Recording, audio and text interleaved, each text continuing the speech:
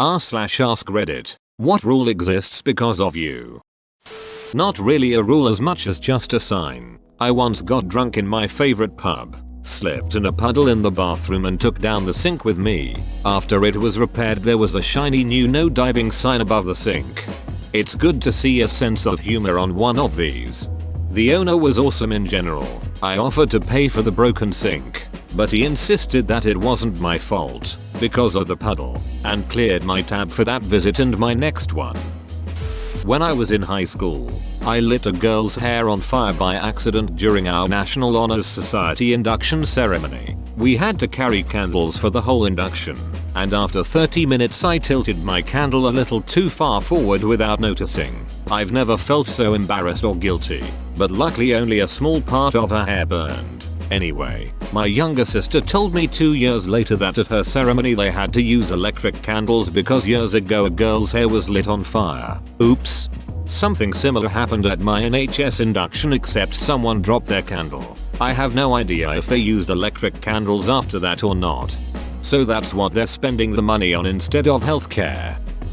When I was 16, I was working at McDonald's. We were allowed $10 for lunch. I used my $10 to get just dollar menu stuff, so I feasted like a king. Within a month, I was told that I wasn't allowed to do that and the $10 was changed to a free value meal and a dessert because someone was taking advantage of their lunch credits. Damn dude, I can't believe you would cut into McDonald's razor thin profit margins like that. IDK how they survived TBH. The school I went to from 3rd to 6th grade enacted a no gangs rule because of a club I started. My best friend and I made it up. We called ourselves the Midgets. We walked around with our knees up our shirts and propelled ourselves forward with our hands like apes. There were initiation tests for recruits to get in, such as cross the monkey bars without your legs slipping out of your shirt. Another one was getting your swing moving high and jumping off without your legs slipping out of your shirt. When I ran it with my friend it was pretty harmless and we all just played games and stuff. I learned years later that after I went to middle school the kids who took it over became bullies and would trip people in the halls and were generally ruffians. The principal confiscated the rule book I wrote up with the different tests to rank up and forbade all gang-like activity from the campus. I imagine you getting a school reunion invitation so you catch a flight back to your hometown. But it's nothing like you remember, just a strange, dystopian dream. The Midgets run the entire town out of a massive casino brothel at its center. The police are all on the take and everyone pays their protection.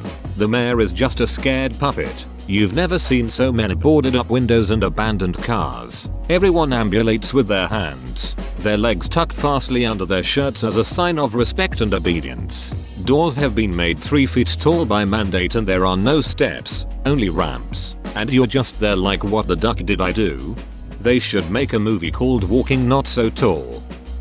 The high school I attended has a no typewriters rule. At least they did while I was there, and because of me. See, I went to a school that focused on science and technology. I also grew up in a house where both my mother and stepfather were IT professionals. I have always been around computers since I was 7 or so, and in high school I had a laptop I brought to school. That was permitted because we did use computers for a lot. However, being a youth with a laptop, at a school full of fellow nerds who also had laptops, we would often play video games, read Warcraft 3 Tower Defense and Dota maps. When we were supposed to be doing our class walk, I was the worst offender though. One day I was told not to bring my laptop to school again. My instructors figured if they could keep me off my computer, I'd do my work. What they didn't know is that I have a 1960s Remington Quietwriter, which is a hilarious misnomer. Typewriter, briefcase and all. This is the real deal. Old school metal, all mechanical with a cloth tape and everything. It even makes the little ding at the end of the line and everything. So me, being the little shit that I was, said yes, I will do my class walk, but I'll do it on my typewriter. Cue one day of me typing up notes to the tune of taka taka taka taka, ding. All throughout the day, my notes looked great, but it annoyed the hell out of the same instructor who told me not to use my laptop. About 3/4 the way through class he told me I can use my laptop as long as I don't use my typewriter. The other instructors agreed that they would rather I dong off on my computer than to distract the entire class. Sometimes I wonder how I graduated HS. Moadaka. Bring in the typewriter. Wag. Security guards aren't allowed to use the Citizens Bank microwave and Citizens Bank office break room. I made a huge O to lead up to that. Gents, I got my dinner from the refrigerator and went to heat it up in the microwave. That's it. They saw it on camera and decided that it was a crime. I had full access to use the room to eat and get candy and soda from the machines. Microwave? Out of the question. Edit. It was grilled chicken, goddamn it. I don't eat fish. Fish sucks. I thought it was gonna be a forgot to put water in the cup of noodles duck up, but damn, that's a dumb ruling. I was waiting for the aluminum foil. A math teacher in my high school uses Khan Academy for homework, and we used to get graded by how much time we spend on Khan Academy per week. The rules changed when I had about 120 hours constantly per week because I just went AFK and they changed it to topics mastered.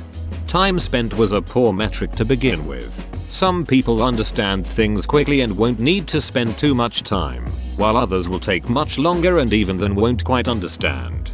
I had a school that provided 2 grades for every class, a point score and an effort score. So for example, English class score, A, based on your actual grades, effort, B, based on how much work the teacher thought you were putting into it, which was a crock of bullshit. Since if the teacher felt you weren't putting in a lot of effort, your GPA would suffer, even if you got perfect grades. Once in a while you could get something like maths, score, B effort, so the ultimate strategy was just to ask a lot of questions, even if you knew the answers, so the teacher would think you were putting in a lot of effort.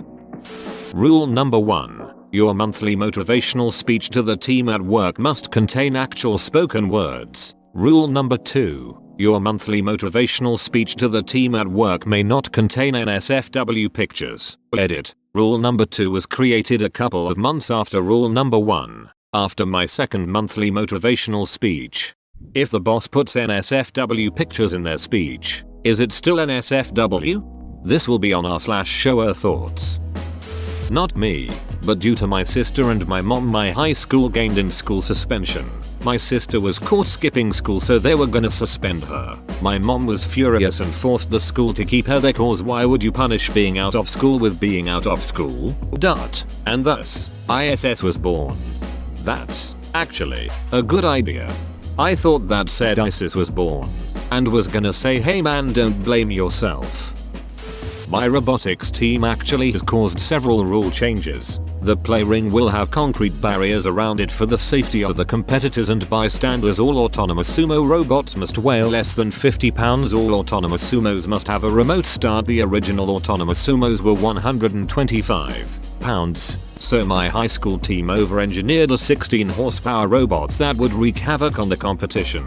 Knowing how fast and dangerous it was, we installed a remote kill switch that was occasionally flaky. Anyway, the original competition had started out with a 16x16 foot ring for the robots, with people standing around at the barrier. Our robot sees everybody's legs, and does what it is designed to do, push whatever it sees out of the arena. The next year, we had highway level concrete barriers bordering the sumo rings. The rings also had a second wooden barrier screwed into the floor to separate the 2 sumo rings. Our robot plowed straight off the barrier 3 times one year. The judges ordered us to slow down our robot because it was too good. The next year, they lowered the weight limit to 50 pounds. We constructed a new robot using lighter parts, carbon fiber instead of aluminum, LiPo batteries instead of lead acid, etc. We also lowered the robot to 12 horsepower by lowering the operating voltage. Each match begins as soon as a judge blows a whistle. Upon hearing the whistle, the competitors are supposed to press the start button on the robot and run as fast as possible to get out of the arena. Unfortunately, one of the competitors was a bit slow to get out, and our robot saw him. We managed to stop our robot before it caught up with him, but the next year they required us to have remote start for some reason. I can't wait to see next year's rules. You all want pictures, so have some videos. Here are some videos of the heavyweight before they switched the category for autonomous sumos to lightweight 2010. 2011, and 2012. It took us a few years to build the new robot, student time and all, so we didn't enter the £50 robot until 2015. The current high school team is working on creating the highlights video for this year. I graduated a few years ago, so I technically can't work on this bot. We have submitted a proposal for a college level lightweight, but that will probably take a year or so to assemble. Oh, we have a website here, too. My robotics team was a part of a BattleBots arena in PA. We made them change the list of banned materials 4 times. My favorite robot was basically a circular bulletproof glass ramp that would drive straight at the other bots and make them flip over by driving underneath them. None of the fairly measly weapons allowed by the competition had a hope of scratching the thing, so everyone just had to deal with us flipping them. And this is why wedge type robots are no longer allowed in BattleBots. For the first 3 years of high school I sold brownies in class for 50 cents each. At first because I wasn't old enough to get a job, and then because I didn't want to get a job. I tried to keep it low key so they didn't shut me down. But by the start of my senior year there was a new section in the school handbook that explicitly forbids selling things in class. I sold cigarettes in high school, found a service station that was willing to sell cigarettes to underage people, bought a pack of 20 cigarettes for $7, sold each cigarette for $1, rinsed and repeated, made roughly $80 a day for around 4 months before everyone found the service station. I was only 13 at the time. In Australia BTW. I read this several times as $50. Like Jesus, how much weed was in them? No more sending memes to the CEO, CFO, and CTO. Sending memes is how you become the CEO, CFO, or CTO of a company. This company was built on dank memes, damn it. This one wasn't me alone, but a group effort. In my senior year of high school, 98, our class trip was a cruise to the Bahamas. Before we set sail, we found out that once we left U.S. waters, we were considered full age of majority and were allowed to drink and hit the casinos. Of course, we had it drilled into us that since this was technically a school function, school rules applied, so no drinking, smoking, gambling, Negro please. We went and lost our goddamned minds. Drank ourselves silly on the boat. Drank ourselves sillier once we hit various ports. Gambled, smoked, ducked, the works. A few of us even got video of some of our deeds. Once everyone started getting into it, the chaperones didn't even bother trying to stop us. As a result of our shenanigans, the school banned out of country class trips to avoid any repeats. A few years worth of underclassmen were royally pissed at us. Upvoting for the intentionally obscure racial exclamation. Is it possible that he heard that expression from an uncle or friend and started using it without realizing the meaning? I mean, it doesn't seem likely, but if there's even a 5% chance that this is what happened, I need to know. My high school's freshman students all participate in an egg drop project where everyone has to design a carrier to get an egg to fall unbroken from the top of the 4-story science wing with the carrier not exceeding some preset dimension. We were given one trial before the final due date, and if your first test was successful, you would get an A on the project and not have to participate during the actual project due date. Most students went the route of trying to create some form of padded box to protect the eggs with various packing materials, and some put a fair amount of effort into making parachutes. I put the egg into the middle of a toilet paper tube with cotton balls packed into the top and bottom of the tube and tied a giant Marshall's shopping bag to the top of it with a couple of pencils of the maximum allowable dimension glued to the handles to keep the bag open, and balled the whole thing up to pass the dimension requirement. Comparing my project to other students, it was immediately apparent that I had put in minimal effort. Because of how easy my design was to replicate, almost everyone whose first attempts failed redesigned theirs similarly to mine, and most worked. After my year there was a ban on parachutes for all future classes. I hate this backward thinking from teachers. Design has discovered the most efficient way to meet the brief, but they ban it, making it not a competition to encourage anything. Except it is encouraging design, since parachutes are already known as the best method to save something that's falling. By allowing parachutes, they would essentially have a best parachute contest. instead of a best crash box or whatever you want to call it. It does not make much sense from a real world business perspective, but a lot of sense from a physics class studying collisions perspective. Don't flash grandma. My grandma is an awful, guilt-tripping, manipulating, meddling bitch. I hate her. She's here for the summer, and probably longer. Needless to say, my summer is ruined. I'm pissed. I got a new bra in the mail and tried it out. Grandma was the one who got the package, and she kept badgering me about what was in it and I just kept saying clothes. Then she asked me to show her and I said that I wasn't going to. It wasn't anything special. Then of course she had to act like I had kicked her and pouted and moaned and tried to guilt manipulate me into feeling bad that I hurt her feelings by not sharing or some shit, so I went duck it and pulled up my shirt and flashed her. Hence don't flash grandma. God, I hate this beach. Hey, it's me, grandma. You fool. The rule specifically states don't flash grandma. You can flash me, though, because I assure you I'm not your grandma.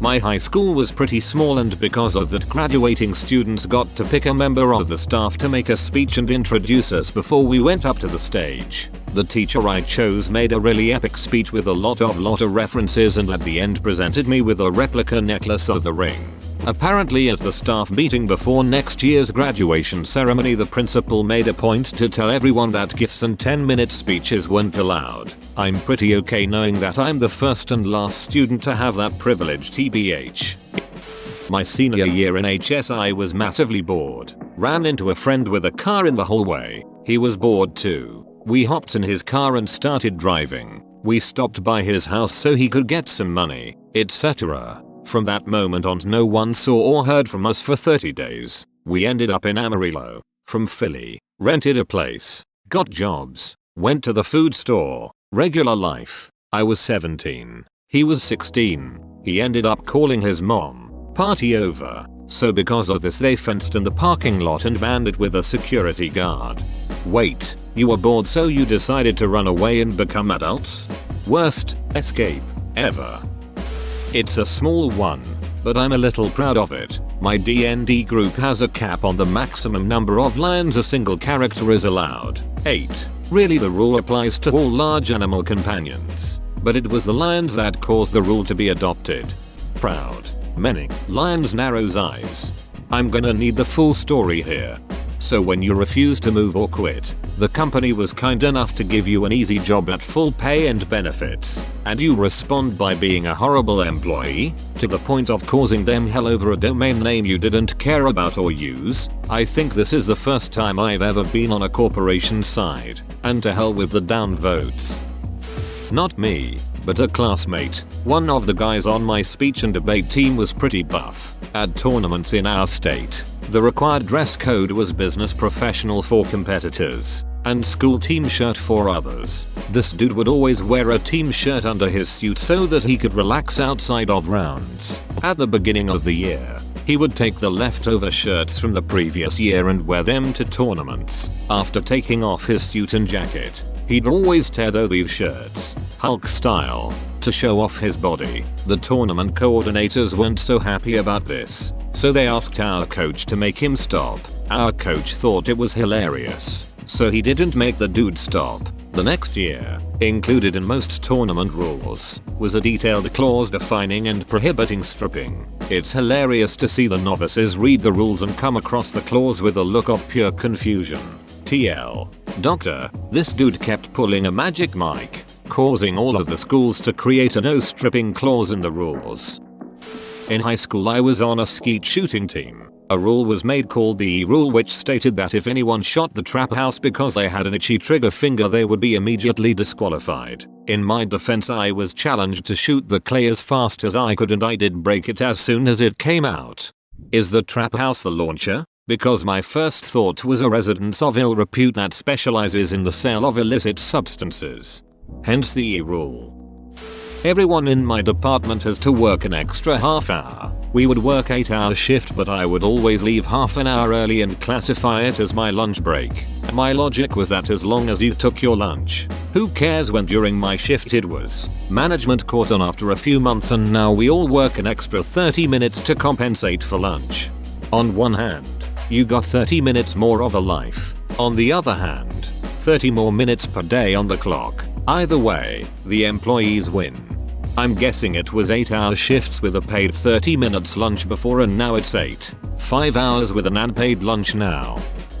Just after I graduated high school, a few friends and I flew to England for a weekend change. We stayed in a small town with my buddy's grandma. Conveniently, she lived across the street from a pub, which aside from the post office and the train station, was the only thing to do in town. We made friends rather quickly, and were astonished to find out they hadn't heard of beer pong. After a few nights of playing, it was banned when a handful of regulars got picked up for drunk driving. So, I guess the rule wasn't explicitly because of us, but if we hadn't shown up it wouldn't be in place for a few more years, I think. Beer pong isn't as much of a thing over here as far as I know. Maybe it's caught on since I quit drinking, but the drinking mindset is, or was, a bit different to in the US. Yet, drinking games are seen as a kid's thing over here. Once you're an adult you don't have to pretend you're being forced to drink. During the state mandated testing, the district would give us gum and some mints as well as a graphing calculator. Well, I saw a YouTube video where you could make a lighter using a gum wrapper and the battery and wanted to try it out. I got it right after the third stick of gum and burned about a quarter of my test booklet. https://yahoo BL-ONRIQ9C. Since then they don't issue gum at all anymore. Burning the questions doesn't give you points. However, it does get you suspended for a week. If ISIS bombs your street to school you still have to go. I did an exchange in Turkey recently, and on my first week of school in Turkey I realized that I would never learn anything because of the language barrier. My program forbade me from ditching school though. Then in February there was a suicide attack on my route to school and I used it as an excuse to not go to school anymore. They didn't like that. Dude, WTF.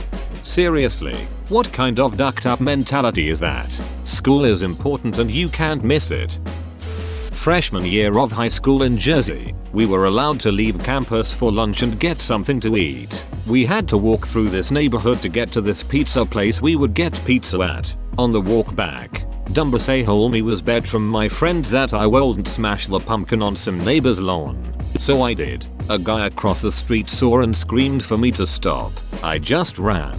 Somehow I got back to the school without them catching me. The next morning on the morning announcements the principal was talking about how we couldn't walk through that neighborhood anymore during lunch. Now, it was completely because of me, but I am sure I was the straw that broke the camel's back.